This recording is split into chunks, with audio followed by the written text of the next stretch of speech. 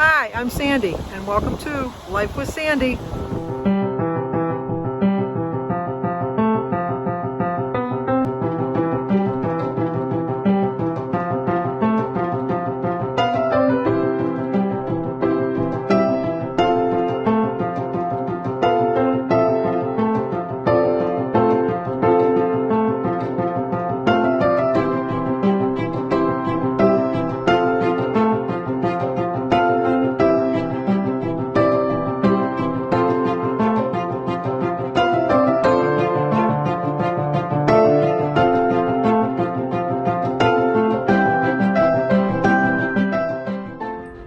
Well, it's raining this morning, so that means no walk.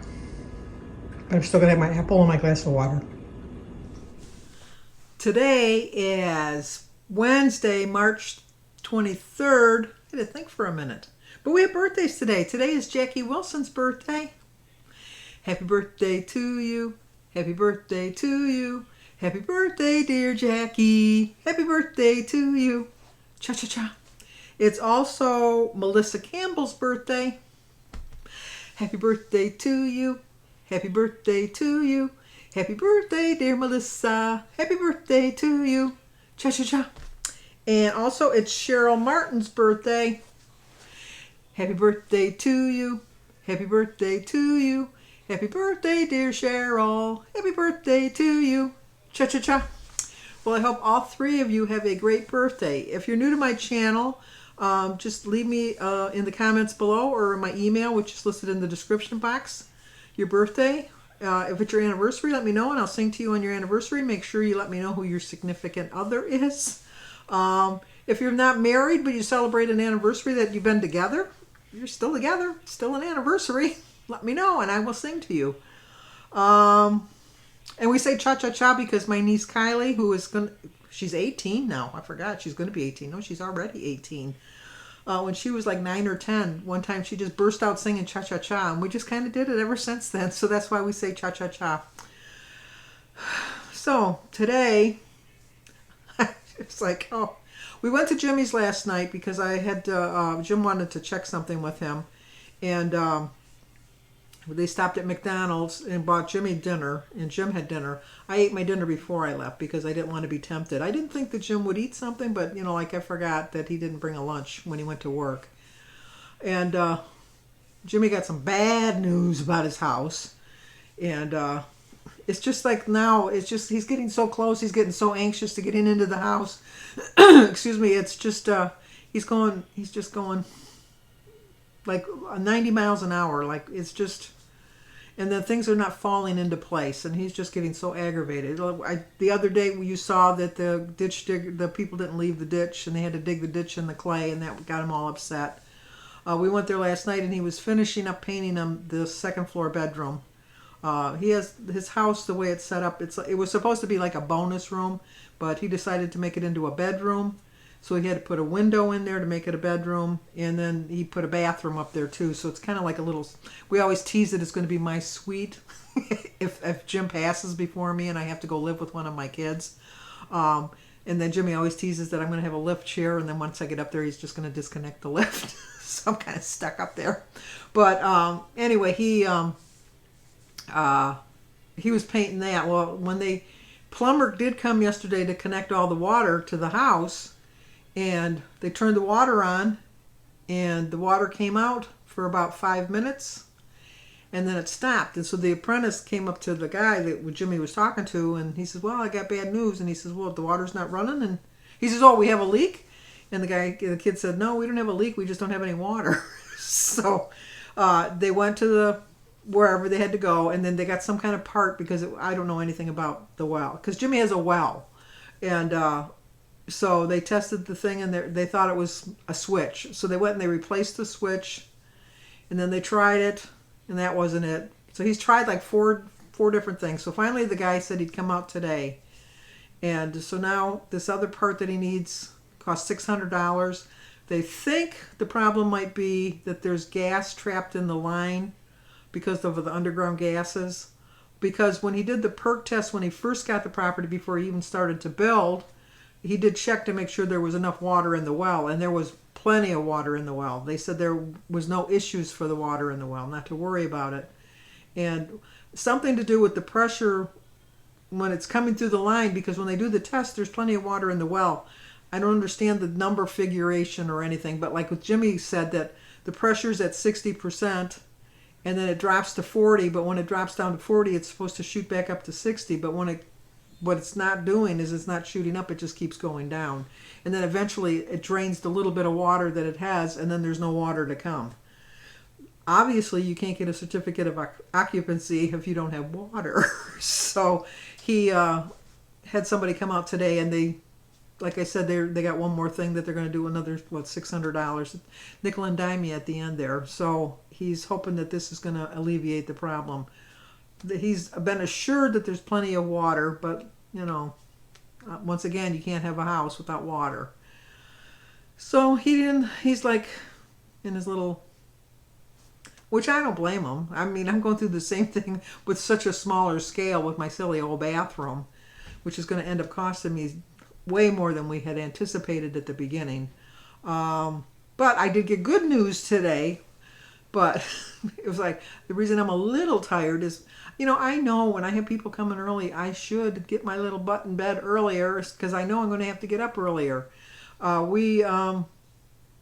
went to bed at 2:30 last night, knowing full well that I had to get up at 9 o'clock because the guy was supposed to come at 9:30 to look at our roof because everybody kept saying that it was the roof that was leaking. And I found the paperwork for the roof. I think I said this the other day. I thought we did it 4 years ago. No, we did it almost 10 years ago in May. And so it has a 20-year warranty.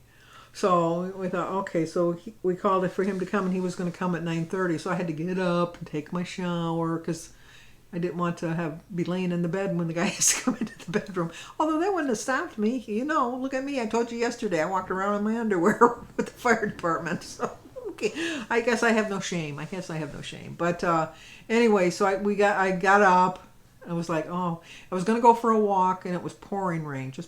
But we thought this is perfect because it's raining, because then he can look for a leak with the rain rather than have to squirt a hose on the house and figure out where the leak is. So we're waiting and waiting, and the guy's not coming, and he's not coming. So finally at 11 o'clock I called, and the secretary answered, and she was so apologetic. And she was like, because she forgot to remind the guy, the salesperson, the guy that owns the company does the work, and he's the one that comes out. And she forgot to remind him that he had an appointment. And so she was so apologetic. And so she said, could he come at 2 o'clock? And I go, yeah, that would be fine because it's raining. I'm not going anywhere anyhow. Although I did go somewhere. But you'll see that later. But so he came and he climbed up on the roof. He took all kinds of pictures up there to show us. The flashing around the chimney, where usually that's where the leak would be, was completely dry, and the parts that he put on still look brand new. Then he did all of the whole area above the shower, took pictures of the roof over there, and perfectly dry. He took the picture of I know what you call it, the soffits. He took pictures of that on the outside and showed us that, completely dry. Then he went into the attic and took pictures inside the attic, showed everything completely dry. So when he come back in and he looked at the bathroom itself, and it's just like Jim and I have always said all along, that we think that it wasn't so much that we had a leak, it was just the fact that for so many months probably, when we didn't notice that there was a crack in the tile, that the water, even then, because he had one of those tester things too, that the wood that's wet is right where the tub line would have been. So he said that he thinks that it either would have been, the tub would not have been properly installed, and the water could have been drifting along on the wall, like, sleeping over. Or, like we thought, is that whoever put the tile in when we took the tub out didn't put the proper drywall up and didn't put the proper tile up. And he agreed with that too. So the good news is that Jimmy can fix it. The little bit, just a couple, oh, excuse me, how rude. Jimmy can fix the few little boards that are rotted. He can take those out and replace them.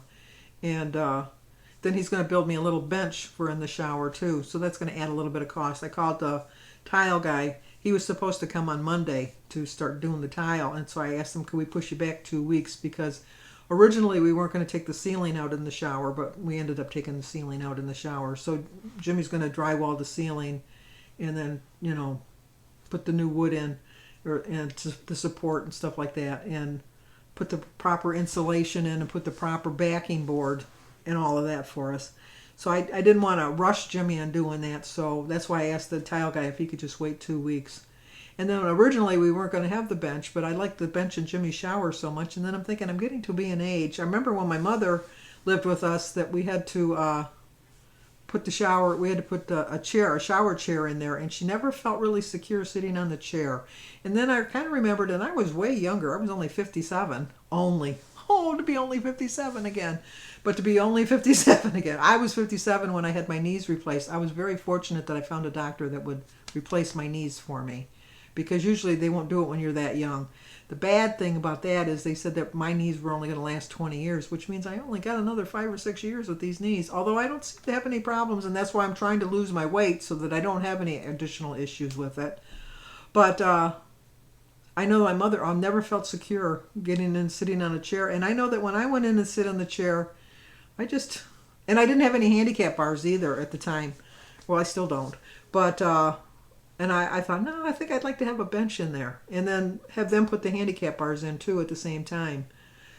So that's what I'm going to do. So we're going to have, so I called the guy, the shower guy, when I was talking to him, and he's going to charge an extra $300, I think he said, just to tile the bench, which I think is kind of high, but I need to have it done at this point. And at this point, I'm just getting nickeled and dimed to death anyhow.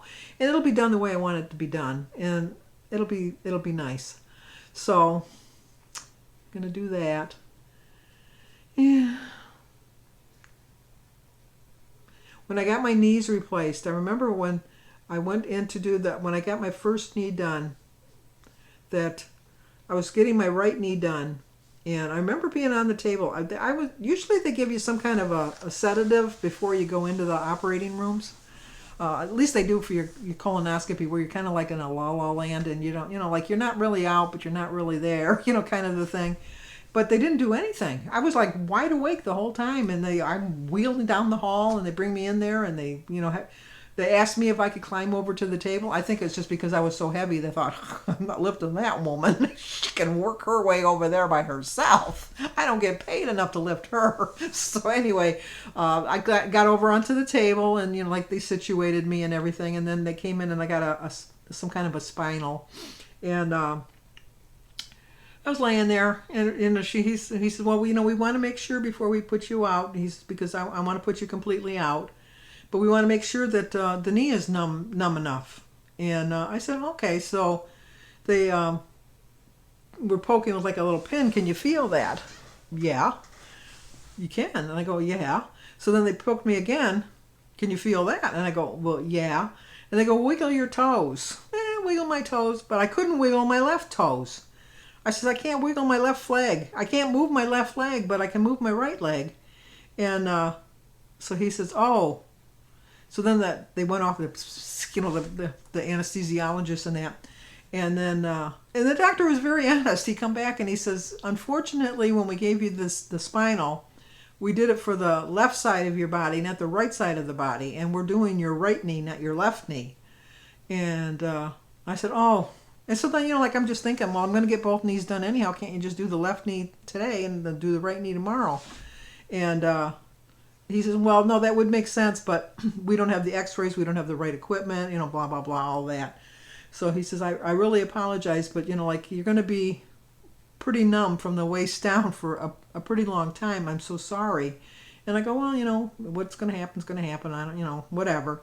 So they gave me the shot, and then I have no memory, not one memory, because I had my surgery at, I think it was 10 in the morning. No, I take that back. It was 2 in the afternoon. We had to be there at 10 in the morning. It was 2 in the afternoon, and I have no recollection of anything, nothing, until the next morning when I woke up. And they put you in some kind of machine where your leg just kind of constantly moves. It just kind of like goes like this, and just to kind of keep the knee limber. And Jim said they put me back in the room at 6 o'clock, and that I was still all out. But they told him that it was fine. It was, like I wasn't like in a coma or anything like that. I was just unconscious from the medication. That apparently I did talk to them when I was in the recovery room, and they determined that I was capable to get back into my room because I was alert. No, but so they had done so much therapy then, because I had like 13 hours of being on this machine, which normally they only keep you on it like for 2 or 3 hours at a time. But in the morning, my doctor, one of the rules was, and he had told me beforehand, that you had to get up every morning and get dressed and get out of the bed. You couldn't stay in the bed, or your food tray was not going to come. Well, I'm overweight as it is, and we're not going to miss any meals. So I went, okie dokie, I'll be out of the bed. So they come out to help me out of the bed and help me get dressed. And then the lady had told me, she said, well, we're going to come and get you in a couple minutes for the therapy. It's just down the hall. It's only, and I said, where? And she says, well, if you go out your room, it's just 2 doors down. You'll be able to make that walk with no problem. Well, okay. Well, I misunderstood her. I thought she said I had to go walk down there myself. So I got my little walker, walked to the physical therapy room, found a chair and sat down.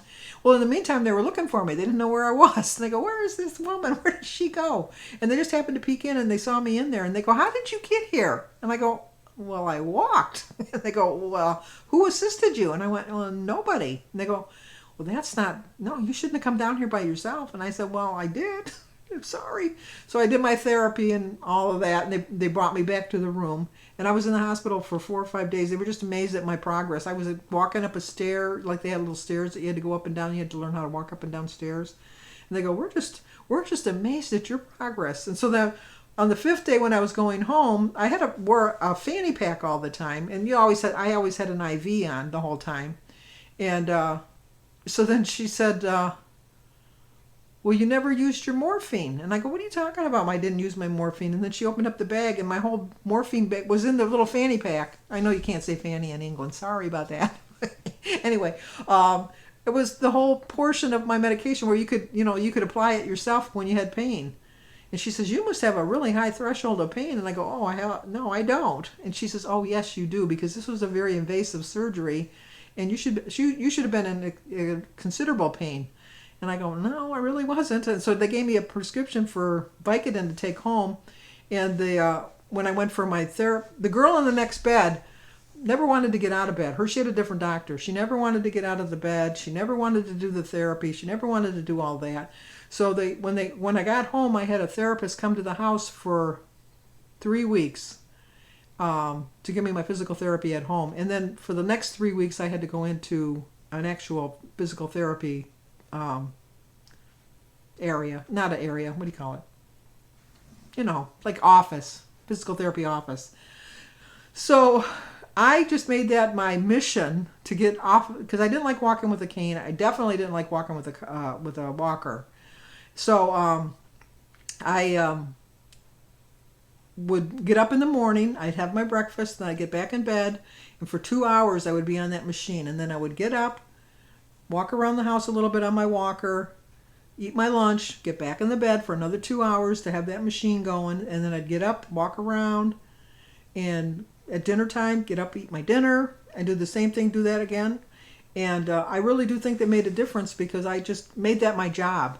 So when I finally, after the 3 weeks, when I started going to the actual physical therapy office, the girl that was the woman that was in the next bed was there, still on her walker, hardly moving. And Jim and her husband were sitting there talking, and here I'm walking around without a cane, without anything, just walking around doing all my exercises and stuff. And so the husband was asking Jim, he says, oh my gosh, he says, I'm amazed at how well your wife's doing. She said, my wife can hardly walk on the walker. And then Jim told him the story of how I was working so hard on that, and he says she wouldn't do any of her therapy at home. So I'm thinking the key to having success on these things is to do your therapy, obviously. So then when I did my other knee in November, the following December, how did that work? No, the following November. I did that one just before Christmas because I wanted to take advantage of the Christmas break because I was only part-time at that time and I didn't get paid for being off of work. So I had saved up my vacation time, and then we had the week off between Christmas and so I had 3 weeks off that I didn't have to worry about not getting paid. It was just 3 weeks that I didn't get paid. So then I did get to be full-time, so I knew that in November when I was going to do my other knee, I was going to take the full 8 weeks that you're entitled to when you have insurance from the company, and all that. So, and the full-time benefit. So I went back and they did the correct knee that time. And so I didn't get the extra medication. I didn't do all of this stuff. So when it was time for therapy, they had remembered me from the previous year, and so they didn't send anybody in to help me. And I couldn't hardly walk because I didn't have the limberness of the knee. And so they finally came in and they said, well, I thought you would come walking down. You did last year. And I go, a whole nother year. I'm another year older and deeper in debt because it's like, no, I can't do this. So they said, oh, okay. So they helped me. I did struggle a lot more with the second knee. But it didn't stop me from doing my therapy. I was a little bit more pain with the second knee, I think. But I would highly recommend. And Kim over to Girl on Her Phone. I am saying prayers all the time for you that you can get your knee surgery done because it changed my life. It definitely did. I would use my mother's handicap sticker on her car from her when I would take her. She had one of those placards you could hang because it was like for temporary for people bringing you places. Not a plate, but the hanging thing. And I would have to shop over 3 or 4 days. I'd have to just do like the deli department one day or the fruit department the other day or the dairy department the other day. I could never do the whole store. I was in so much pain and I was so tired and it just hurt so bad. And now I just zip around. But now my balance is off a little bit. And I'm kind of contributing that to my age. But I'm thinking it was because I didn't walk so much in the winter, because I did get a little bit older, as much as I don't want to admit it. And oh my gosh, 21 minutes, Sandy, you're just talking forever. I have to, as you saw in my opening, I was down by the water. I thought, I had to go in town. Not that it's a big town. It's like a Mayberry. It's such a small little town. But I had to go in there to do some banking. And so I thought, I'm right here. I think I'm going to go for a walk down by the water. So I did. It was cold. I didn't get a whole mile in either. I mean, probably walked maybe a half a mile, maybe 3/4 of a mile. But at least, and then I beat the rain too because it did start to rain while I was walking. But it was such a nice thing. So I had my apple this morning just because I woke up and I wasn't going to go for my walk. It's just a habit. So I had my apple and my water. But we'll continue on now, and I will show you my breakfast. How's that sound? So sorry it was so long. I know I'm so long-winded. I know. I'd like to share stories with you, but if they get boring, let me know, because I can stop and well, maybe not. Nah. Okay, time to eat. I switched out my cheese for toast and Laughing Cow cheese. So this is the bread I'm using. It's only got 1 carb for my bread. Today is Wednesday, March 23rd. I get 20 dailies. Quote is, the way you speak to yourself matters. It's a 3-point brunch. 0 for my berries, my egg, my tea, 2 points for my 2 slices of Aunt Millie's toast, and 1 point for the Laughing Cow cheese. You saw that I had my apple earlier. Let's go eat, because look what time it is. It's time. Well, I'm sure you're not hearing me very well. I had some stuff to do in town here, and I thought I could walk by the water. It's cold, especially when I have no hat or gloves. But I want to get a little bit of a walk in. Okay, I think I'm just going to have a little light snack. I know I'm eating a lot of fruit today, but I'm trying to stay away from the cheese and the salty pretzels. So we're going to have some grapefruit, a banana, and another cup of tea. Okay, for dinner, I'm going to have some leftover chicken and some vegetables and some pineapple cottage cheese and the Sugar Ray, somebody's sugar-free barbecue sauce and a dinner roll and a pudding for dessert. So it is a 14-point dinner, 3 points for my cottage cheese, 1 point for the barbecue sauce, 2 points for my Jell-O, 5 points for the roll, 3 points for the butter. See, that's 8 points right there, but I need some carbs. And my tea, chicken, veggies, and the pineapple is 0. So I ended up the day with 17 points. Jim's going to have some mashed potatoes and fried chicken, cottage cheese, and pineapple. Wouldn't you rather have my plate, Jim? Mine is less points the way I add it. Yeah, the way you add it. Mine is all free. No, it's not. This is the barbecue sauce I was talking about. I had a third of a cup. See, a third of a cup for 1 point. I like the sweet and spicy. And then my pudding I'm going to save for tonight because I'm kind of full. Just got a few more bites to finish. Jim's already done. I'm a very slow eater. They say slow eating means that you don't gain weight as fast. Au contraire, as they say. But I know it's because of my portion sizes. But let's finish this little bit of food up and then get this video edited. Well, I'm not sure if you can hear it, but it is my perfect day today. It's thundering and it's lightning and it's a little after 6. And we ate early tonight. We ate like at 5:45 because Jim was hungry, so we ate earlier. But it's thundering and lightning, and we had to turn the lights on. If you've been following my channel a while, you know I love a good thunderstorm where it gets dark. It would have been better if it would have been in the middle of the day. But I'll take it, because the sun's not supposed to go down for another hour and a half. But it's nice. It's nice and cozy. So anyway, that's going to do it for tonight. I didn't eat the pudding. I'm going to eat that tonight when I watch the TV. But if you're new to my channel, please subscribe, leave a comment, hit the like button, share everything. Oh, you know what? Bring that all back. I don't know if I had mentioned to you this morning. I think I started to tell you the story about how I woke up early, about waiting for the guy to come for the roof. Well, Jim and I were awoken at 6 o'clock in the morning because the transformer near our house completely blew, and it blew off the top, and it started on fire, and it blew off knocked down a telephone pole. So we didn't have, well, the mere mortals didn't have power because we have a generator, so we heard the generator kick on. Some of the places took 7 hours before they got their electricity restored. In my particular neighborhood, I think it only took about half an hour. But I had my generator going. I'm going to earn that money. I'm going to make the expense worth it at the cost of everybody else. But now, if you're new to my channel, please subscribe, leave a comment, hit the like button, share if you think somebody might like to see it. As always, stay safe, and I will talk to you guys tomorrow.